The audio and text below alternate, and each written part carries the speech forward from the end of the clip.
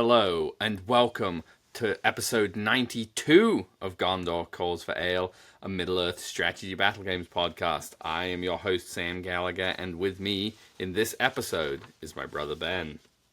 Hello, listeners and viewers. Thank you for joining us today. Yes, thank you for joining us. Thank you for joining us, hopefully, perhaps, maybe, for all 92 episodes, if this is your first episode. Thank you if this is your 92nd episode. Thank you. While I've been caught unawares and off track, Ben, we're going to get right into it, which is, of course, the most interesting part of any Gondor Calls for Ale episode, the ale. So what are you drinking for this fine extra special episode? Well, Sam, for this fine extra special episode, I have myself a themey beer. Will, of course, prelude what the episode will be about. And little do people know, Sam, that before he mastered the art of ring forging, the Dark Lord Sauron was actually a master brewer. And he once brewed a beer so fine that I have poured it for myself here. This is a Sauron Stout, a beer so fine one does not simply drink it, Sam. One savors it. Okay. We're going for best, a beer best so fine. For the episode. What are you drinking for this episode, Sam? Well, Ben, I am on theme with that as well, for I am having the IPA of Sauron. You know of what I drink. Nice. Well, with those beers out of the way, Sam, I'll do a little talking about what we're going to be talking about in this episode, which is, of course, Sam's attendance to War Part 3. If you missed Part 1 and Part 2, do, go check out the previous episodes. Oh, this is Part 2, just kidding. And also just kidding, there are no previous episodes. Sam only is making it to Part 2. I'm fooling with you. There is no Part 1 to find, but, go look at some other episodes anyway. Have a good time. Before we dive into that, we've got a brief hobby highlight from our community. And then we'll be going into Sam's battle reports. It's going to be 3 games at 750 points. And I'll bet you can guess what Sam brought based on our beers. Gil-galad. An Elven King. All right, Sam, we are going to dive right on into this episode with a little hobby highlight. We got here some cool Crabane. Three Crabanes here. They're a little difficult to see with the laptop in the background, but I threw them up anyway. I thought the bases were particularly nice on each Crabane as well. I think one of them at least is the Forge World base. I think the 2 with trees are the Forge World. So there are 2 with cool trees and rocks, and then one that's like cut up or like broken barricade, which I think is really neat. And I think this is I'm going to guess this is 1 box of Crabane split across 3 bases. Gotcha. So you think the birds? I was going to ask you this. Actually, you think the birds on the spikes are the Crabane, the Forge World Crabane yes, birds? I do. Nice, very cool. Cool way to get an extra base of Crabane out of there. They don't look particularly lacking on the other two bases. And to go along with Crabane, we have, of course, General Targ on horse. I particularly like the horse. It looks all shaggy little pony-looking horse. That's it for our hobby highlight this week. Just a little briefer hobby highlight. So here is Sam's army list for this 750-point event. All right. Well, alas, we left 5 points on the table.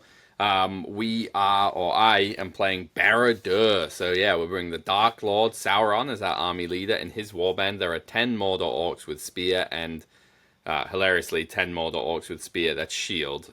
So it was 10 of each. It's not 20 with spear. They're the same cost, so it doesn't really matter. Warband 2, we have a Black Númenórean Marshal. He's on an armored horse with a lance. He's got 4 Black Númenórean Knights and 1 Black Númenórean Knight who has exchanged his lance for a banner for, as I said, 745 points, 27 models, and 5 might. Very cool. I think the Black Númenórean Marshal is a fun addition. A little different way to play Barad-dûr. Yeah. And I'm excited to see how he does for you. Little captain with a lance is pretty fun. Yeah. And Sam, going into this event, I'm going to bring back our hopes and dreams segment of the episode where we talk about our desires and our hopes and dreams for the event. Did you have anything in particular you were looking to accomplish or do, or tell me about your thoughts before the event?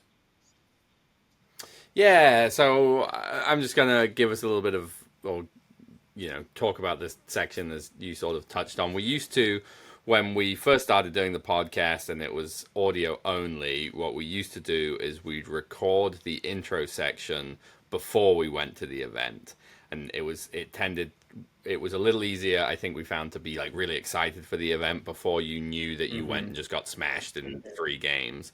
So it was like, oh, I'm gonna go in, I'm gonna try and do this. This is what I'm excited for. This is what. And then when we swapped to doing a video podcast, it didn't make as much sense. It became more of then there'd be more editing, more of a cut, and like, hey, look, we're here from a different location or whatever it was. So we sort of got rid of that, and I think it's worth bringing back. I think it's always fun to sort of go in and strive for something, for sure. and especially when most of the time neither of us go to an event with the plan to try our best to win it, right? We show up, play something we're excited for, probably try and get that winning record, and maybe strive for something else. So that is the backstory to this, and I hadn't really thought about this until the morning of the event when I walked into the store and I sent Ben a text of my tournament goals. So I wanted to win. I wanted to win 1 game because I think Sauron is bad, and I think the army's not very good. So I was going to get 1 win. Yeah, I never wanted to have Sauron killed. Nice.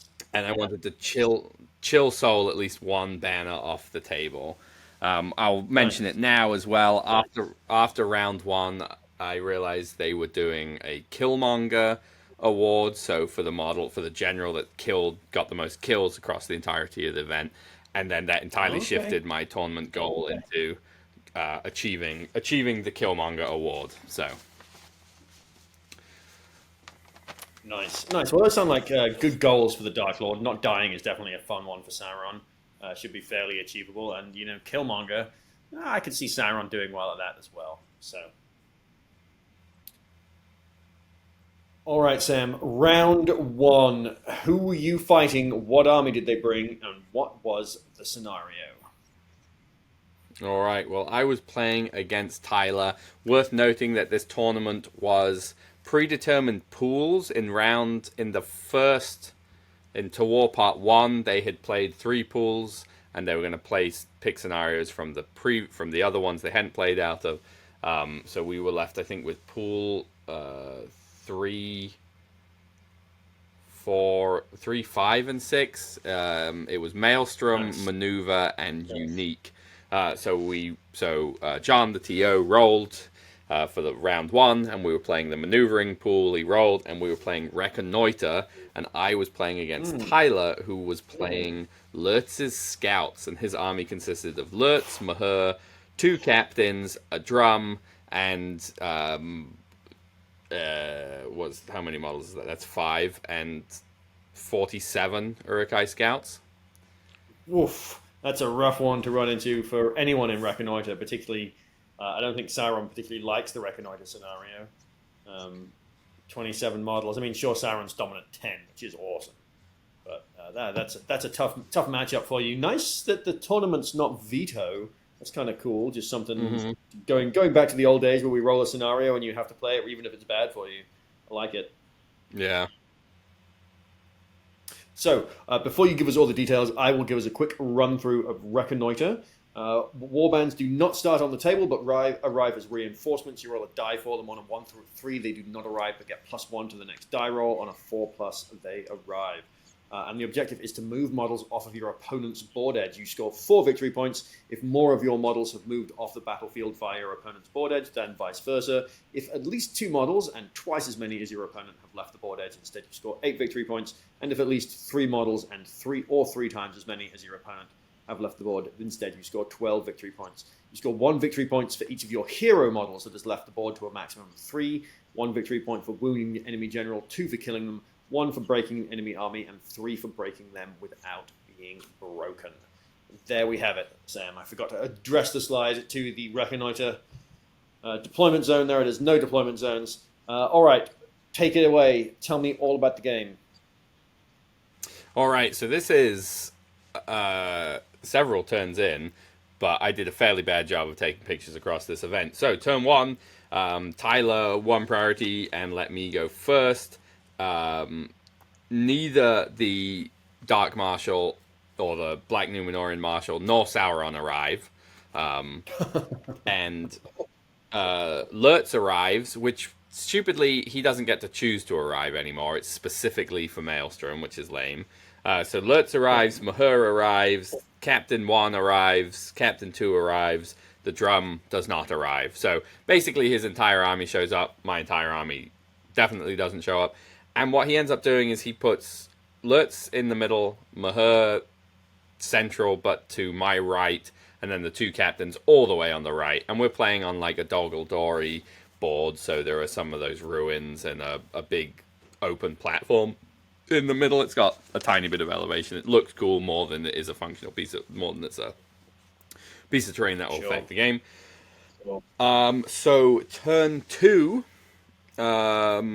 goes to me, and I let Tyler have priority. Very nice of me. He calls a march with one of his captains, and just runs the 2 captains and their 2 warbands, like continuing all the way down the flank, and just runs them 11 inches forwards. They've already moved on 8, because they move pretty quick. And then Lurtz and Mahur just sort of plow forwards. They split a little bit around this piece of terrain in the middle. For me, the Black Númenórean Marshal arrives and rides on towards the right-hand side. So if I want, I can go fight a losing battle to try and stop these Uruk-hai from getting off the board. And Sauron also doesn't arrive. So we get into turn 3, where I think this picture is taken. Tyler wins and Tyler's drum doesn't arrive this turn either. So Tyler wins priority for turn 3 and gives it to me. The Black Númenóreans just roll all the way up, as you can see them there, which this was probably a mistake. I should have just made sure I was 16 inches away from the Uruk-hai, because I didn't really think that he was going to move second, and then it would potentially be a move off, and that wouldn't have been ideal. And finally, the Dark Lord has done biding his time, and he shows up. He walks straight on the board. His orcs sort of surround him in a big blob. I put some of them walk off to the right a little bit to maybe play catch with these Uruk-hai. Tyler throws the rest of his army forwards. His drum finally arrives as well. So we can move on, I think, into the next picture, man. We'll see how far we go. But turn 4, maybe. Yeah. So yeah, here we go. So this is close-ish to turn 4, would be my guess. Turn 4 goes to I win priority, and I choose to take it, mostly because if I didn't, my Black Númenóreans were all going to get charged, probably by Uruk-hai, and killed. And while I kind of wanted him to move forward, see where he was going to go. Yeah, so I take priority, move everything forwards except for the Númenóreans, who run back. I send a group of orcs over to the right to maybe think about catching these Uruk-hai if I really go for it. He's probably still going to be able to get off. And I decide I'm going to chill soul Lurtz. I just use my free point of will, and I get it. I get it off on a 5 or so. I think Lurtz uses 1 point of will to attempt to resist, and fails the resist, and then uses, but then I think he fails his feel no pain, and uses a point of fate, and passes his point of fate. So Lurtz is out of fate and down to 2 will. Not too bad. I forgot about his feel no pain. Yeah. I mean, it's on a 6. It'll never become relevant on a 3 wound model.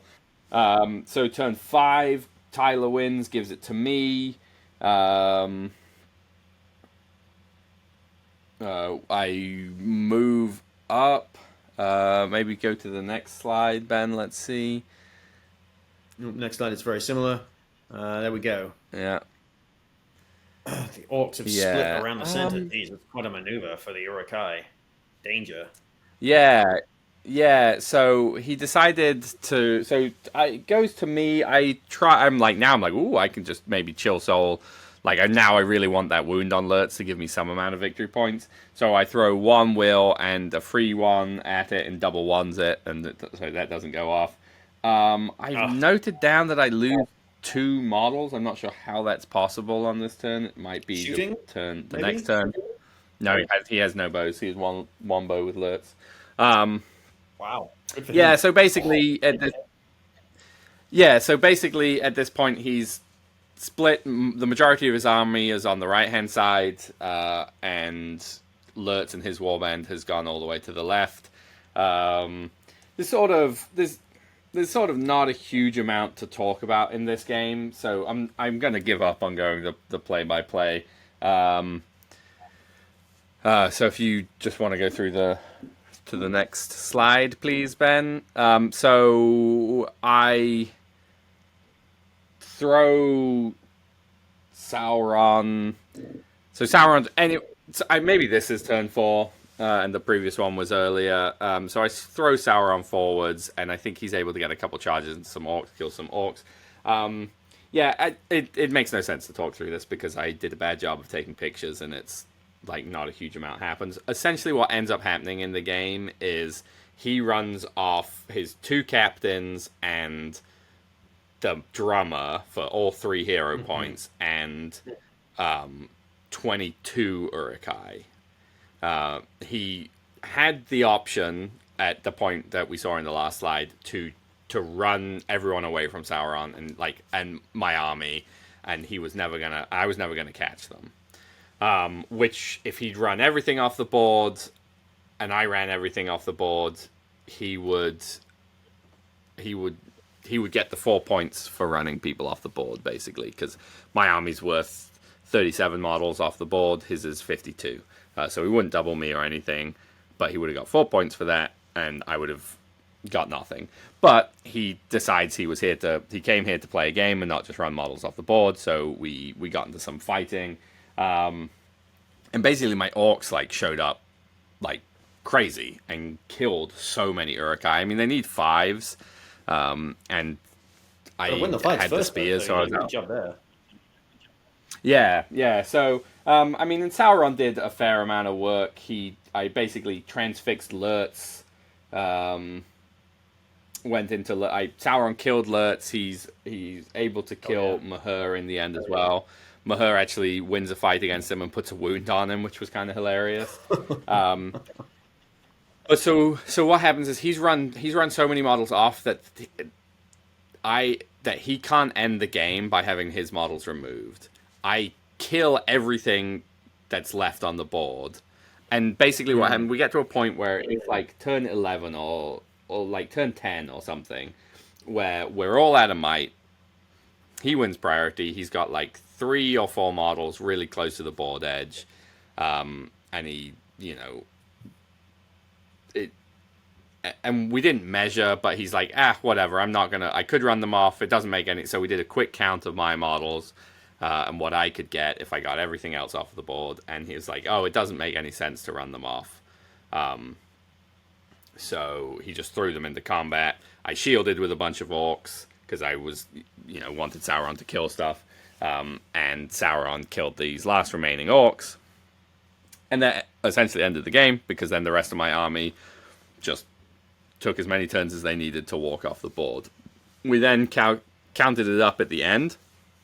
And what had happened, I ended up getting I had a total of 28 models leave the board to his 25, and A little miscount. so yeah, which felt really bad because I did not think I was going to win this game, Sure. and I had killed Lurtz. I'd broken him without being broken, and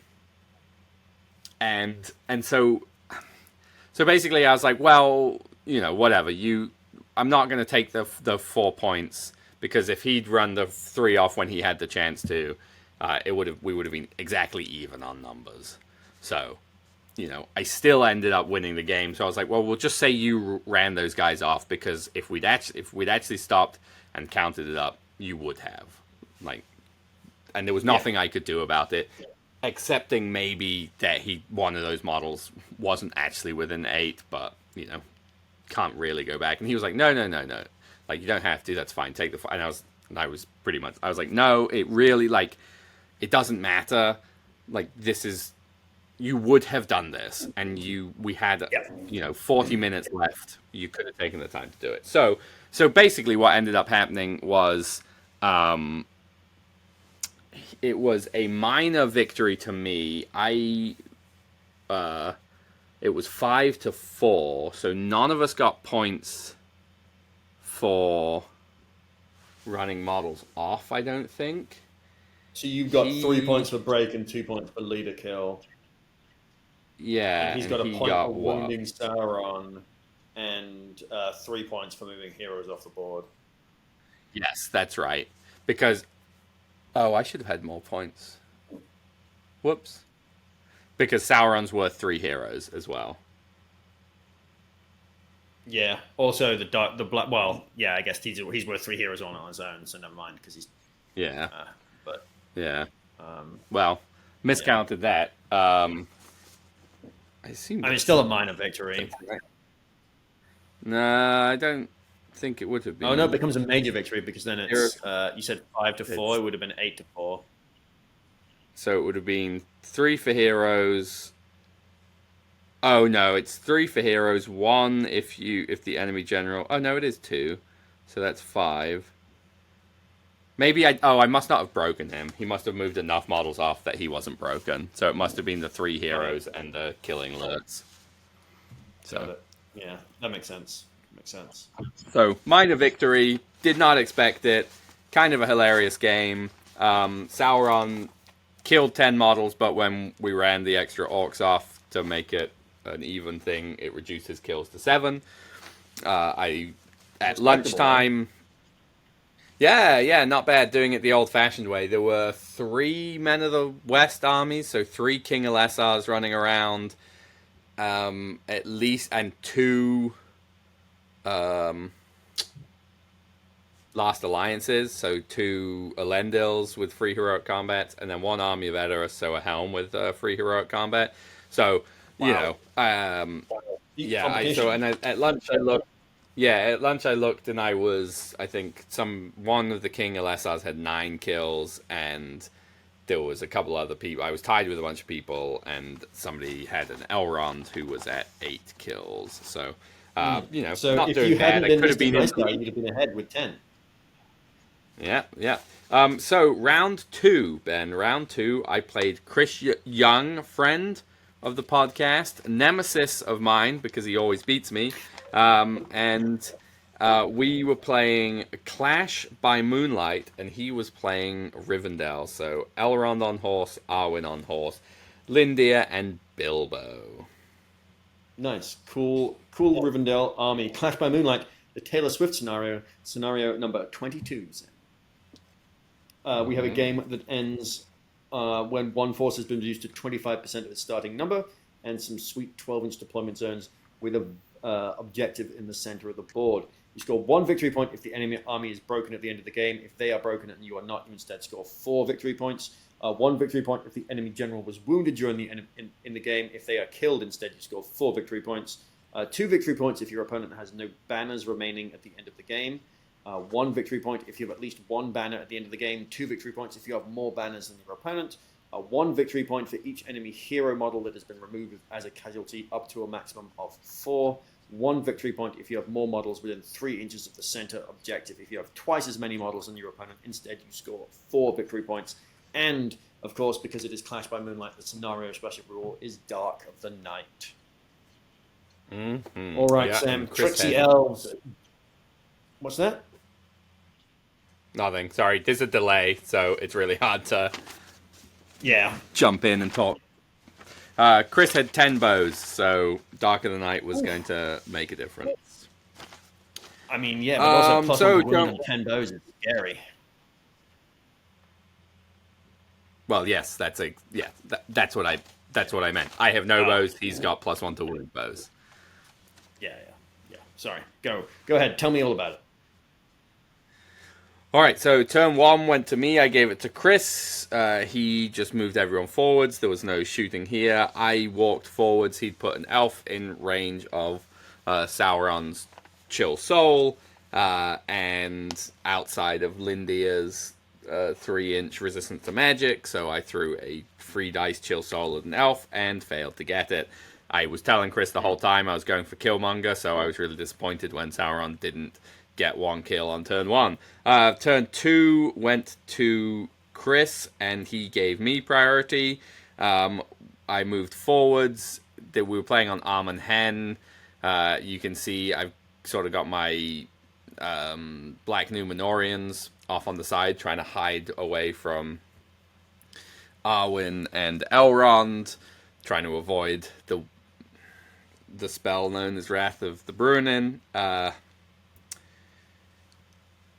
Sauron moves up, tries to chill soul his knight, and on the 3 dice, and failed again. Arwen, Chris hums and hers about throwing Arwen forwards. Of course, she's on Asphaleth, so she can move 12. So she's got like a 15-inch threat on her Wrath. He ends up deciding to throw her forwards, and is able to Wrath in a way that he hits the Black Numenorian Marshal and 2 Black Numenorians and like an Orc.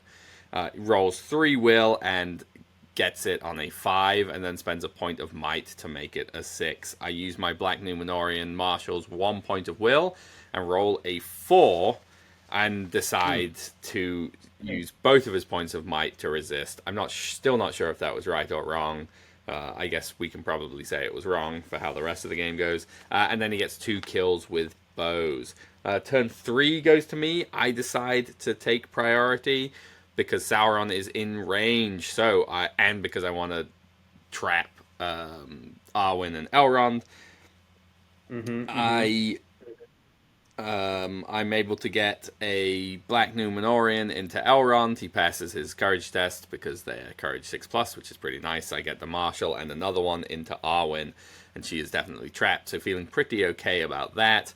Sauron goes into 2 elves, and I think I get 1 orc into his knight. Sauron goes in. He attempts to chill soul. I think he either goes for the knight or a random elf.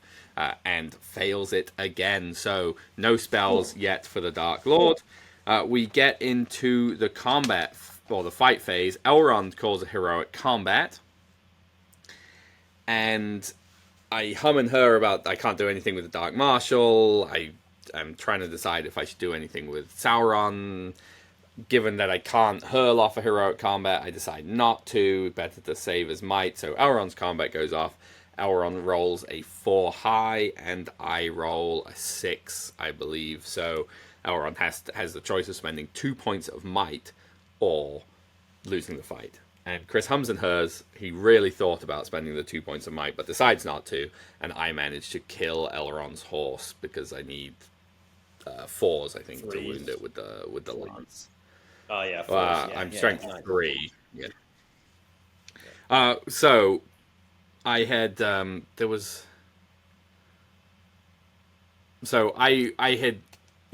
had really been struggling with considering, because Chris moved a bunch of his elves and was trying to decide whether he was going to support the 2 elves fighting Sauron with the spears or not. And I said, well, Chris, you should incentivize me to kill 4 elves, given that I've told you this entire game I'm going for Killmonger.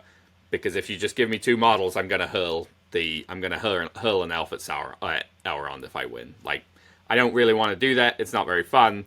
But if you're gonna let me kill 2 models, I'm gonna kill 1 and throw it at Elrond. So I was like, oh man, when Elrond lost that combat and I killed his horse, I'm like, I'm gonna get it all. I'm gonna get to kill multiple elves with Sauron, and I'm going to get to take Elrond off his horse. And then we eventually get to Sauron's fight, and he rolls a 4 high, and the elves get a 6, and I just cannot justify spending 2 might. So Sauron doesn't take any wounds, but Chris needs 6s by 6s. He does roll 2 6s, but then rolls 2 1s on the other end of it. And otherwise, I lose 6 models and don't kill any. So that really sucked. I have not cast a single spell. I have not.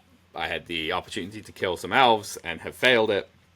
Turn 4 goes to Chris. He decides to take it. I call a move with Sauron.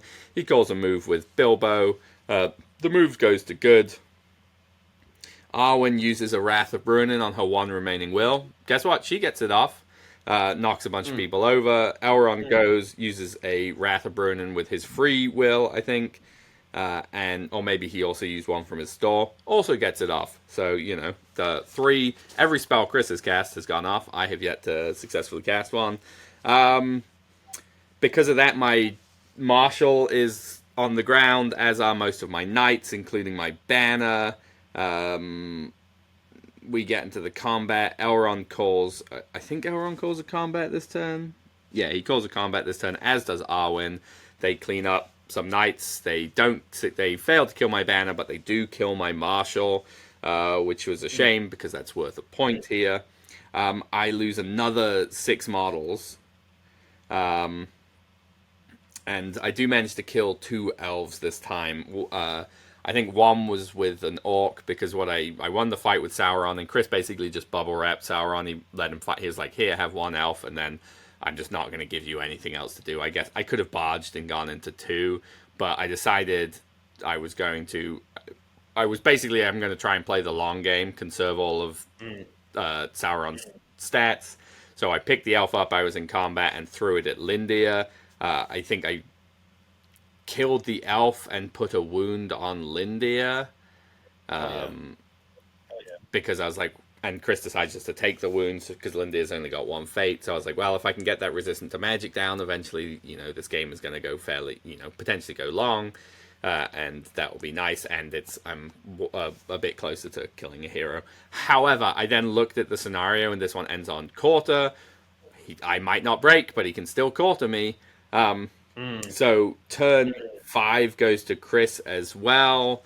I do a really bad job of counting my models, and should have realized how close I was to breaking. I should have or to being quartered. I should have called a move. Again, 1 elf goes into Sauron, and he gets bubble wrapped by a bunch of people. His heroes all close in. Whatever. We get some combats. I lose another 6 models and kill 2 elves. Notably, Sauron fails his hurl. So I pick up another elf and hurl him to try and kill Lindia. Failed the hurl. Then we do the rest of the combats. He kills enough models to quarter me, ends the game, and it ends up being a minor loss, 1-2. Had either of us counted better, I would have played very differently, because I would have... There were a few things I could have done differently in that situation, right? Is one, I could have spent a point of might on Sauron. Sauron's intelligence 3+, by the way. So double 1s. So I could have spent 1 point of might to get the hurl off, and then I wound Lindia, and then he has to roll a 1 or a 2. If he rolls a 1 or a 2, he fails his fate, and I get a point, and it would have been a dead draw. The better thing to have done would have been to barge the 1 elf I'm in and away from the central objective, and then go into another 1 or 2 elves that are by the central objectives and try and kill them, because we ended up with exactly even models, because I had 2 models by that central objective and Sauron, who's 10. So if I had killed 1 more model in that central area, I would have got... I think you get like 1 or 2 points from it. I think it's 2 or more. I guess. It's if you've got, yeah. Yeah, if you've got twice as many models, or are the only player, you get 4 victory points, or 1 victory point if it's more. Okay, so it would have been a tie, because I would have just had more. Yeah. But yeah, so Sauron ends the game with 3 kills. That sucks. I lose the game. That also sucks. I don't really care. I went in assuming I was going to lose. I was mostly just mad that I only got 3 kills. I could have potentially had 6 if my chill souls had gone off. If I'd won that fight or spent that might, I would have, had way more. Anyway, so basically that shattered that ended my tournament in the sense that I certainly wasn't going to win. I probably wasn't going to win it anyway or place. But it, with so many models with free heroic combats rolling around, I was like, I need to fight like the one person who's playing the Shire, whose entire army like can't really wound Sauron, and I just get to wade through hobbits if I want to stand a chance.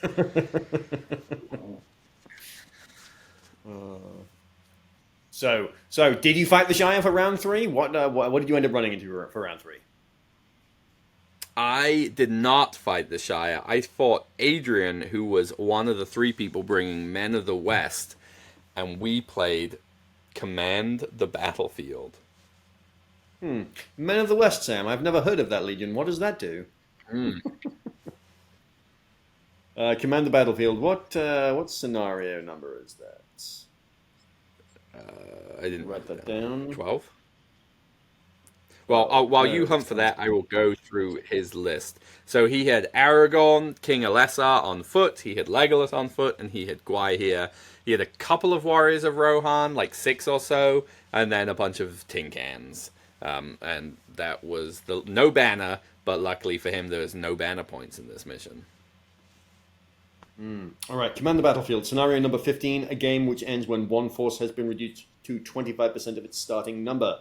We do not have any deployments because we're entering via the Maelstrom special rule. We're going to divide the board into table quarters. We score 1 victory point for each quarter of the board that has more friendly models than enemy models wholly within it. If you have double the number of models wholly within it, or you get 2 victory points. For each quarter that has only friendly models in it, you instead score 3 victory points. 1 victory point for breaking the enemy army, 3 for breaking them without being broken, 1 victory point for wounding the enemy general, 3 for killing them, and 2 victory points if the enemy army has been reduced to 25% of its starting models by the end of the game. We have, of course, got the Maelstrom of Battle special rule and Worthless Land. The center of the battlefield provides very little tactical value, and so is not much use to either force. Models wholly within 12 inches of the center of the battlefield do not count as being in any table quarter of the battlefield for the purpose of working out victory points. So you've got to be pretty close to him in model count, which is interesting to think about. I think he outnumbers me by a little bit. But yeah, we were fairly close. No, we were fairly close. Yeah, so we will get right on into it. I won priority for the first turn and was kind enough to let Adrian have it. He rolled Indeed, he rolled Legolas first, rolled a 5, brought him on. You can see we were playing on this Osgiliath board. He brought him on the western board edge, only 6 inches from the corner. Basically, so if he got on one of the other board edges, he could group up together. He then rolled for Gwaihir, who is right in, who rolled a 4, so came in from the northern board edge and is hiding right in front of that ruin. I couldn't see him there. And then he rolled Aragorn and rolled a 3, and yeah, he's pretty well disguised on this board.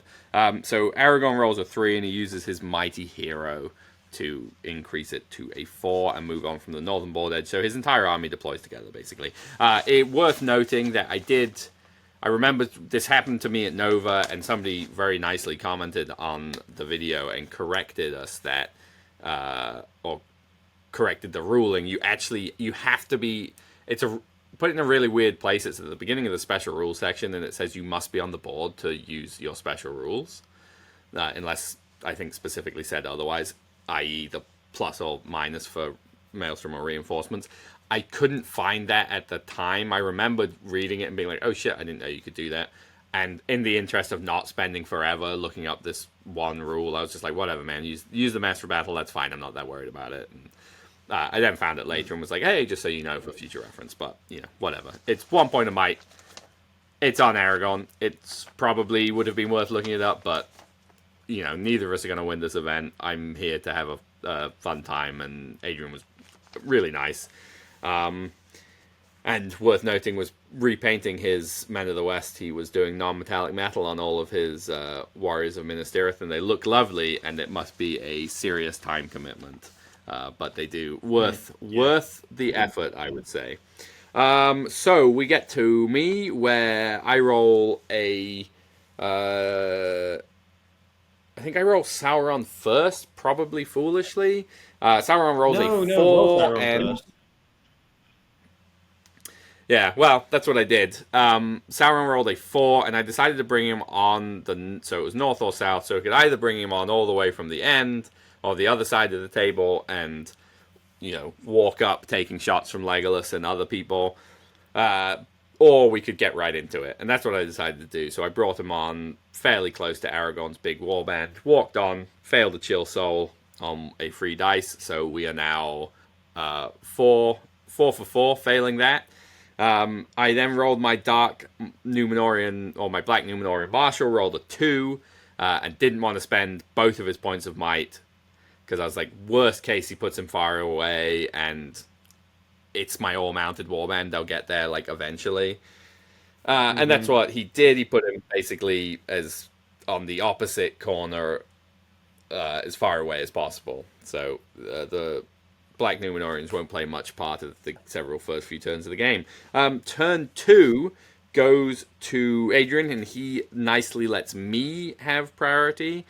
I back up a little bit from his warband, or from his army with Aragorn. I put Sauron in a place where he's in a reasonable choke point, and just throw a chill soul at a random warrior of Minas Tirith, still trying to go for that Killmonger, and just whittle him down some, and fail the chill soul. Adrian, I then just plow the Black Numenorians forwards. Adrian moves everyone forwards. So this is, I think this is turn 3. This is turn 3. So he moves everyone forwards. We don't get any combats, and Legolas doesn't have any good shots. Turn 3 goes to me. I decide to let Adrian move first. I wanted to see where he was going to put Gwaihir, what he was going to do. Gwaihir was sort of the biggest concern I had in this. Well, I had two concerns, right? Is one, D10 Sauron being wounded on 4s feels really bad. But the other one was, I can't let a Gwaihir just flap around the board and kill 1 or 2 orcs that I'm having hold table quarters. Because this army holds table quarters, or spreads out fairly well. Because A, they won't be taking courage tests until Sauron takes 3 wounds. And B, even when they do, they have +1 courage for any test they're required to make if they're an orc. And the Black Numenorians are 6. So they actually stick around reasonably well. Actually. So I couldn't just have... so I couldn't just let Gwaihir hop around and be like, I killed these 2 orcs. Now I killed these 2 orcs. No, that's bad. So basically what ends up happening is, if you're viewing, you can see it. So Gwaihir goes into the end of my shield wall, or my line of orcs, and hits 2 orcs. I have and then Aragorn's tucked behind this little bit of a ruin, and he moves his battle line up that's behind Aragorn. He gets two or so models in front of Aragorn that charge into some orcs, one of which Sauron can get to. So I have an option, right? Is I can back my battle line up and around, charge Sauron into one model, combat, go into Gwaihir. Good option. I move an orc, so to set this up and the other option would be compel a warrior of Minas Tirith out, which I should say Aragorn's been using free resolves this whole time, which is pretty good. Might as well. But he did use it this turn, so if he fails this resist on this warrior of Minas Tirith, he's not getting a free strike, so I could put Sauron in, bulk Aragorn, kill the one dude, and go into somewhere else, or kill the combat, whatever. Or I don't even combat, and I just say, you can strike anyway, but I can barge, and I'm fairly close to Aragorn if I need to be. So I decide to set both of these up as possibilities, let myself have the big choice. So I run an orc around Gwaihir without charging to get the trap if Sauron goes around and goes into him, and then Sauron, standing where he is, tries to compel a warrior of Minas Tirith. I use the free dice and one from his store and roll a 1 and a 2. I could have spent a point of might to make it go off, but he's got a free resolve, so it's just not worth it. So I'm not going into Aragorn, so whatever. I have a backup plan. I'm going to go into Gwaihir. So I do that. I back my orcs away, make it so there's enough room for Sauron to get around into Gwaihir fairly easily. We get into the fight phase. I call a combat with Sauron. He calls a combat with Gwaihir. Combat goes to him. Gwaihir kills the two orcs he's in and is humming and hurrying of like where to go, what do I do, you know. And there's basically with if Gwaihir runs away, there's probably still enough room for Sauron to get round and into Aragorn. So he can't really just like flat Gwaihir away. So what he ends up doing, which I was like, well, you could just charge into Sauron, and he decides to do that, which is better than letting him Gwaihir being trapped or, you know, Aragorn get smashed by Sauron, I guess. So we do Sauron's heroic combat. He rolls the 6, I roll a 5, so I spend a point of might to win the fight because I would have been trapped, and I don't really want to deal with that. No. And I managed to, I think I do 3 or 4 wounds to Gwaihir. I think I just rend him because I need like 3s. And he fails 2 points of, or he uses 2 points of fate. Either way, he goes down to 1 fate, I think, and takes 2 wounds. So I think maybe I only did 3 wounds, and he fails a fate and passes a fate and takes 2 wounds. So I'm actually like, I'm not super mad about that. Turn 4 goes to me. Definitely the right call to rend him. Would have been super funny to set him on fire. Yeah, it's just such a bad, like, it only matters if the thing's mounted on something, and it's just not good. Especially because he's getting free moves as well, you know. So turn 4 goes to me, I take it. Aragorn, of course, calls a free move. Unfortunately, where Sauron is, can you move the slide forwards? Yeah. So this is that whole situation I was talking about. Yeah, so this is a turn later. So imagine Gwaihir's sitting on Sauron at this point, kind of behind him. Mm-hmm. So he calls the move. I decide not to call the move with Sauron because I can't really get away anyway. He's like stuck where he is. Aragorn goes into Sauron. Gwaihir goes into Sauron. Some number of warriors of Minas Tirith go into Sauron. Of course, they're all passing automatically because this army is fair and reasonable. I move some orcs around. I think at this point he's pushed up that big wall of warriors of Minas Tirith into that kind of main ruin. The Black Númenóreans they're coming up. They're getting close, and I've sent a couple of them off into another table quarter. We get into the fight phase. Aragorn calls a strike with a point of might from his actual store. So I decide he calls for Frodo as well. So he goes to fight 8, then calls the strike. So even on a 1 or 2, he ties me with an Elven Blade. So I decide I'll call the strike. Maybe he rolls the 1 or a 2, and I outfight him. He doesn't. Mm-hmm. He goes up to fight 10. We're both at fight 10. We both roll the 6, and I get to roll for the good guys or the bad guys, Ben, and I'm on a slew of winning Elven Blade roll-offs. I roll the 1. It goes to me. Sauron wins, and I think I break it up. I decide to just roll regular strikes. I do a wound to Gwaihir. I think I put 2 into Gwaihir, do 2 wounds, which is just enough to outright kill him. So Gwaihir's dead, and then I do 2 wounds on Aragorn as well, and he passes. He spends 2 fate and passes both of them. Nice. So the rest of the board, there are other models moving around. Legolas isn't doing any shooting really. He's slowly moving forwards. There are a few Black Númenórean knights rolling around. You can see this is the next turn. Gwaihir's dead. The knights actually arrive to do some work. There are some others. I'm not going to talk about the rest of the game. Essentially, what it all boils down to is Aragorn and Sauron fighting and how this all goes. So turn 5 goes to me. I take priority. We get a free move from Aragorn. I call a move with the Black Númenórean Marshal. I think the move goes Okay. to me this turn. Nice.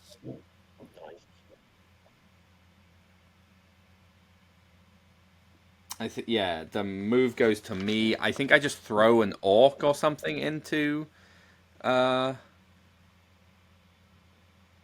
into Aragorn and put Sauron into a couple of warriors of Minas Tirith and just like tie stuff up with the essentially the goal being I'm gonna Bolga strike Out of Aragorn, you're going to barge and go into him unless he yeah. strikes.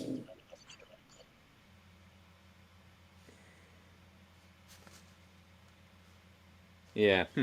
Anyway, I have failed to write something down here. Um, so we get some combats. I don't think anything really exciting happens this turn. The Do next you bolt a strike turn, out of Aragorn, do you know? yes, I do. Aragon uses the strike and is down to 1 point of might in his actual store. Nice. If I hadn't been nice in the beginning, I guess he would have been out, but he's still getting a free one each turn. So who's to say, Ben? Who's to say? Turn 6 goes to Adrian, and he obviously keeps priority. So here's a bit of a view. You can see there's. Oh no, this is way later in the game. Let's just go. Let's just sit back at the other ones for a little while as I go through it. I call a move with the Marshal. He calls a move with Legolas. Legolas, alas, is finally in range. The move goes to him, so he's able to throw Aragorn back in. He's basically ties up my army.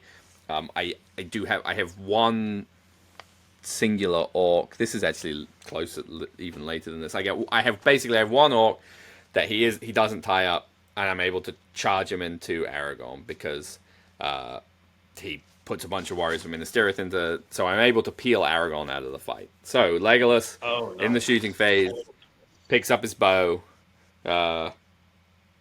rolls a 1 to hit the orc. Spends a point of might to hit the orc. Rolls a 4 to wound the orc. Spends a point of might and kills the orc. So spent 2 points of might. Legolas is now out of might, but now Sauron's trapped fighting Aragorn and a bunch of dudes. I think we have a strike off again. I think we both go to 10. I don't get the 6, and I'm out of might. He gets the 6. Aragorn just rocks up and does 4 wounds to Sauron in one go. Not enough to kill him, but it is enough that I now broke. My army will now break as normal, which is not ideal in Command the Battlefield. No. Turn 7 goes to Adrian again. At this point, I really need to win priority, so he has to use the move and use his last point of might for the strike if he wants to do. But no, alas, not. He puts Aragorn. One might on the back. Marshal left, no? No, I used a move last turn for that, so I used 2 turns in a row of a move, and the move went to Legolas, unfortunately. That's right. That's right. So Aragorn goes back into Sauron. We get some more fights. This time, fortune favors me. He uses a free strike, but doesn't get the 10. Or no, he rolls a 1 or a 2. And so is lower fight than me. I get the 6, win the fight, and just crank Aragorn. Put 3 wounds on him. If only, Ben. If only it had been 4. But he passes his point of fate. So Aragorn is now out of fate and takes 2 wounds. So Aragorn's down to 1 wound, no fate. Looking not so healthy is King Elessar. Turn 8 goes to Adrian. This is the moment where I think setting him on fire is viable, because I guess he was sitting on 1 fate and 3 wounds.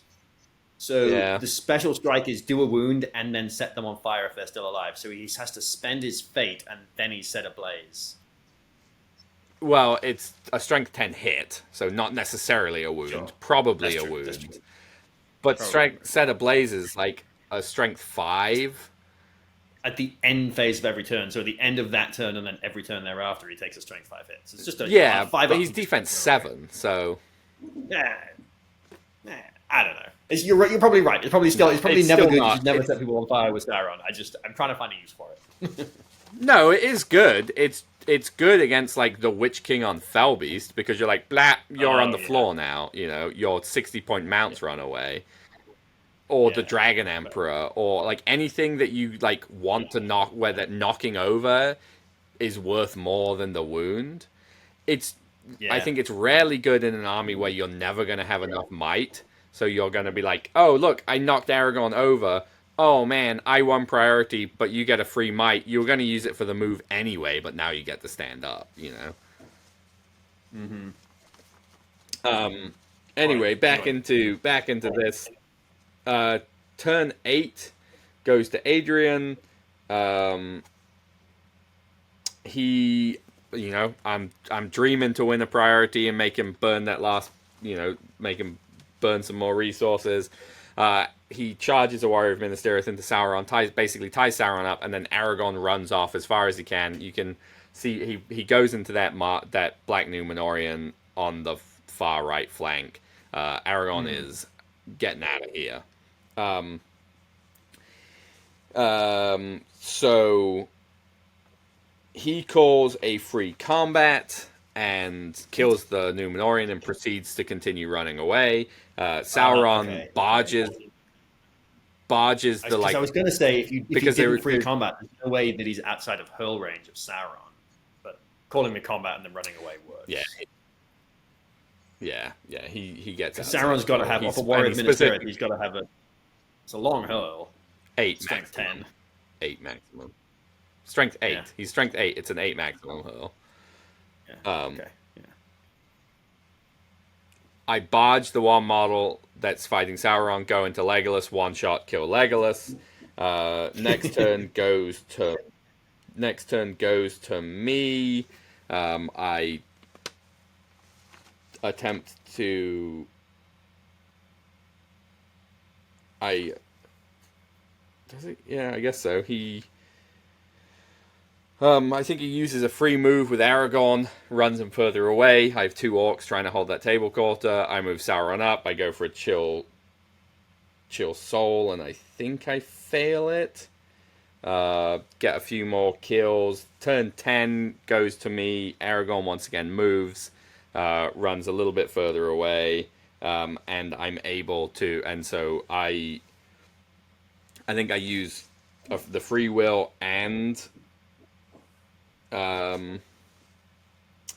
the 2 or so from the store to chill soul. I get the chill soul off this time.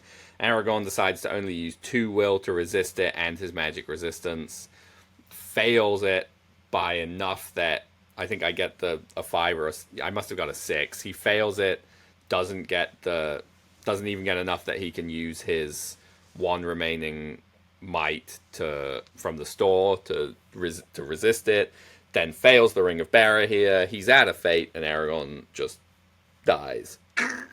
I should note that I'm taking courage tests at this point in time. I have 1 Black Numenorian knight riding recklessly all the way across the board again to try and take the table quarter that they originally arrived in. Adrian's got like 1 model in there.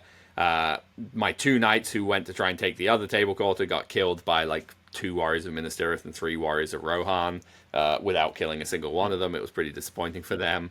So Aragorn's now dead, so Adrian has to start taking courage tests on models, which was quite nice. Sauron ends up fighting. We get really close to the end of the game. Sauron ends up fighting like 1 model on basically the center line split between 2 table quarters. Adrian fails a whole bunch of courage tests, run a bunch of models off. I didn't actually count how many were left. He ended up being 1 model away from quartering, which is what this ends on. I've been 2 models away from quartering for like 3 turns, and a couple of those turns he's won priority, tied up Sauron and the Black Numenorian Marshal, and I passed like 6 courage tests with various orcs across the board to not have the game end, which was like amazing. I miscounted, and what I could have done is I could have barged the model Sauron was fighting to get him out of the worthless land into a table quarter and happily claimed that. I didn't think about it, so I just killed the model instead and ended the game. and it was another minor victory. I ended up 9-7. So I think we each had a table quarter with no enemy models.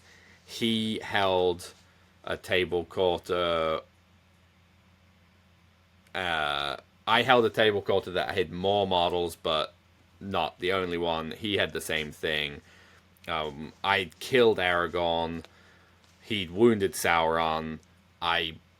We were both broken, but I got the extra 2 for quartering him. So a 9-7, an awesome game. Like the only kind of real game I had the entire event, because the first one it was just a bunch of Uruk-hai ran off the board. The second one it was over so fast I didn't really get to do anything, and this was an actual game. And important to note that Sauron got 11 kills this game. If it was wounds counting now, it would have been a lot more because he killed Legolas, Gwaihir, and Aragorn. But yeah, so that ended the event with 2 minor wins and a minor loss. Nicely done. Nicely done. How do you feel about the Dark Lord going forwards? Well, I mean, he's bad. It's rough. He like he needs something. The not counting as being broken is super good. The defense 10 is nice until you run into like an Aragorn. It's not having fate is still kind of rough because the one wound that sneaks through from Mahur is like, oh, you've got points from that. I think he needs to be 100 points cheaper and stay as he is, or he needs to stay at 400 points and you need to give him like. Somebody suggested Mighty Hero, which I think would be amazing. I could see that being a little oppressive, just because Mighty Hero is insane. So I would settle for the Balrog's free heroic combats. I also think he should be able to use his. He should stay at 6 willing at a free one, but he should be able to use them as fate, like the Necromancer. Oh, that'd be cool. Maybe that's way too durable, but or he just needs a way that you can't shut him down by putting one model in. Like, yeah, he can hurl, and that's good, but I think his brutal power attack. I know we talked about it. I think it should be every model within 2 inches of him takes a strength 8 hit. Just gets to swing that mace, just mash people, regardless of whether you spear support or bubble wrap him from a safe distance. There is no bubble wrapping from a safe distance. It's the Dark Lord. Yeah, because I mean that's what he does in the movie, right? Which is what they're trying to represent with that ability, that he just like hits. But the thing is, given that you can be like, well, these guys shielded, and technically these ones aren't supporting, it's so easy to get around that. And given that he's got 4 attacks, that you have to put so many models into him, and like nobody's ever going to do that. So if it was he swings at everyone within a radius, then you're more incentivized playing against him to throw models into him because you're like, well, if I win, I might do something. But I, as much as anything, it's just that the army that you can take him with isn't good. Like orcs, like the Balrogs. 50 points cheaper, and Moria Goblins are so much better value than Orcs, especially when they get to the same fight value as the Orc if they're close to him. So, I wish he was better. It's probably the kind of thing that if I played against him, I'd be like, holy shit, he's too good, I don't know how to beat him, and then you play with him, and you're just like, oh, he doesn't do enough, but, Yeah. Even Chill Soul on a 3. It's a little easier to ignore than the Balrog. Yeah. Yeah, he doesn't have the whip. He doesn't have the movement. I don't know. Doesn't have 10 wounds. Like, not that he really needs it, but no. But yeah, he was fun to play in every game except that second one where the game ended so fast that he didn't get to do anything. I think if you were playing, I think he's probably like most things. Better if you play a veto tournament because then you can essentially veto out. You can try and veto away games that end on shatter because if they end on break, you can't break unless they wound Sauron. So then you're like, hey, look, I'm here. I can have just Sauron left and just eventually cut through everything until you're broken, and then it might end. So Mm-hmm. that would certainly have been what I needed to get Killmonger, because if that had been the case with Chris, like Elrond's upsettingly good at dealing with Sauron too, but it gives me so many more turns of going into elves and killing elves, and Yeah, yeah. so. So run us through your hopes and dreams. How did you do by the end of the event? Well, I won 2 games, which was more than I thought I was going to, so I successfully did that. Sauron never died. He was very close in that last game. I mean, he was down to 1 wound, and there were a That's couple scary. times where, yeah, and a couple times he was trapped fighting Aragorn, and it went my way basically. Yeah. Very easily could have been dead. I never got to chill Solar Banner to death. Um, Mm. I don't Hard to think do. the Urukai player. I, don't, I guess no, the Urukai player did have a banner, but it was sort of never really an option. Chris was never going to let that happen, and then my final round opponent didn't have a banner. That I guess if you count Aragorn as a banner, I did chill soul Aragorn to death. I'll give you half a point for that one then. And then for Killmonger, I don't know where I didn't win it. The winning kill count I think was 26, and I ended at 21. So not a million models away. If I'd had a reasonable game on game 2, I might have been able to take it. And if I'd had those 3 other kills in game 1, I would have been closer as well. Well, good event. Glad to hear about something different. Fun to try out something new. Um, Yeah. any idea what's coming up in the future? Well, I'll go through the standings Mm. really quick here. So I think top 3. Third place was Stephen of Now for Wrath Gaming. Played Oh, nice. a wild Lothlorien army with Haldir, I think 3 captains, a couple sentinels, and then just nothing but Mirkwood elves, or elf, whatever, the pajama elves, with Mm-hmm. bows and throwing spears. It was like 50 something of them, which is kind of horrifying. Wow. Joshua with the Depths of Moria came in second, and then Stephen Dronfield with Assault on Lothlorien came in first. Cool to see I evil bel armies sweeping the podium for a change. Yeah, I believe Get wrecked, men of Michael, the who we West. played. Yeah, they didn't have a great day. I believe Michael, who we played a couple years ago in the final game of Nova Doubles, when we were playing, I can't remember what we were playing, but they were playing some Moria with spiders and bats and stuff. He was playing Moria with a dragon and won best display board. I Nice. don't remember who won best painted, but Sam Frick won the Killmonger with Elendil. So, and my very self came in 11th place out of 28 people. So top Respectable. top half. Nice, nice. Well Yeah, done. yeah. So good, solid event. No bells or whistles, just a tournament. Nothing, nothing special. You get what you see on the can, kind of thing. Um, so up next, Ben, where can we find you? I know you've got a fair few events coming up. Yeah, so in the future, coming up just this weekend, I will be at Lighting the Beacons, which is at Tista Minis, up here I believe it's in Hamilton, Ontario. It's in Hamilton, Ontario this Saturday. So probably will be missed by anyone listening to this on the Friday because it's going to be tomorrow. But if you get your act together, I know you can't. The event's sold out. I got the last ticket. So that'll be exciting. 800 points. Next, on November 22nd, I am going to A&B Bike Repair and Board Games in Essex, Ontario for a little 600-point game. I believe there are still tickets if anyone's interested in signing up for that. And finally, on December 6th, I will be going to Winter's Wrath, which is another 600-point event over in Toronto. And there are 30 tickets available for that with a potential to open up to more players. So come one, come all to Winter's Wrath, I think.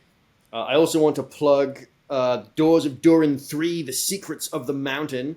Our good friend Avery is putting on that on December 6th. I'm not going to be able to make it. I know it's at a convention. I can't for the life of me remember what the convention's at, but it's in Boston. Reach out to Avery. He can get you a discount on convention tickets. Definitely a fun event to go to. Avery's a great guy, as are the New England crowd. Whew, that was my plug for events, Sam. What about you? You got anything on the horizon? Well, before we move into me, how many points, and is it one day of the Doors of Durin? Doors of Durin is 5 games, so it's going to be 2 days, and it's 800 points. Cool. Very, very cool. Yeah, for me, Ben, uncertainty abounds in my life. And I have just signed up for Fall Bash, I think it's called, on the 22nd of November. 850 points at Games and Stuff in Glen Burnie, Maryland. Not 100% sure if I'm actually going to make it, but but I'm hoping to. As I said, life is abounding in uncertainty. So if certainty reigns, I'll be there. If uncertainty reigns, I won't be. So, but looks fun. And then outside of that, there are about 1 million things going on the 6th of December. There's the third part of To War. There's Avery's event. There's the event in Everwinter event that you're going to. I might have an unhobby related thing going on as well. But if I don't, I will attend some event on the 6th. Oh, I think there's also Shorehammer tournament on the 6th as well. So lots on the 6th. Remember the 6th of December, the gaming extravaganza. And anyway, so plenty of stuff. We'll see what happens. That is as certain as I can be. For events coming up in the future, at some point I will invade Canada and go to an event with you, but when that will be, who's to say? Who indeed? Well, I think that is a wrap for this episode, unless you have anything else to add. No, I think we can close it out there, call it a day, and thank you for listening. If you've made it this far, consider subscribing to our YouTube channel if you haven't already.